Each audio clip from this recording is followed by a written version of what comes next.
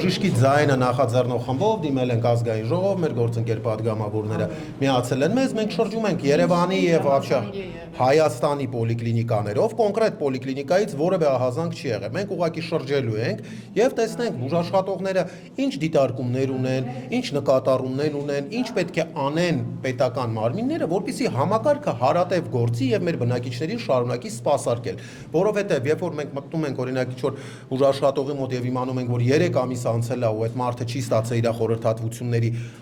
աշխատավարձը, ես որպես բժիշկ ասեմ 3 ամիս չվարձատրվեմ, իմ մոտիվացիան կկորի ամբողջապես աշխատելու բժիշկ։ Դրա համար եկեք ճիշտ հասկանանք, ես հասկանում եմ որ մասնակի վճար եղել է, պեր կապիտայով վճարվել են, բայց մենք գնում ենք այն ուղղությամբ, որպեսզի համակարգը երկար աշխատի, որ պացիենտներին երկար սպասարկի։ Դրա համար առաջի հերթին այդ համակարգի առաջամարտիկը բուժաշխատողը պետք է իր աշխատանքային պայմաններից ստացած վճարից եւ արկա պարագաներից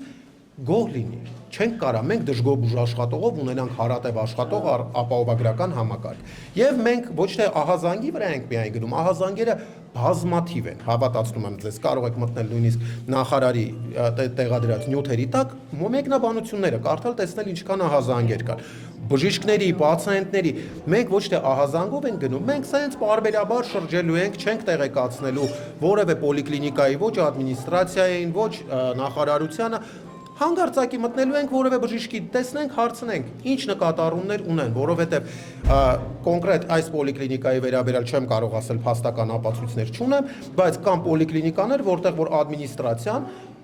վարչական լծակով ստիպում է լռեն բժիշկները։ Իսկ նման բանը այդ ստրկատիրական համակարգը անթույլատրելի է բժշկական ոլորտում, որովհետև բուժաշխատողը պետք է կարողանա իր կարծիքն է արտահայտի, դժգոհությունն է, գոհունակությունն է ասի, հիմա մտանք բուժաշխատողի մոտ։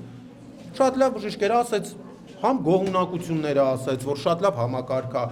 պացիենտերին օգուտ է տալիս, համ իր դիտարկումները ասեց, որ խնդիր ունի, այս ինչը ճիշտ չի, այս ինչը սխալ է, ախր ներառական մասնակցային կերպով է պետք նման նախագծերը իրականացնել, վերջով սա սոցիալական ոլորտ է։ Ու մենք վախենում են խնդիրների։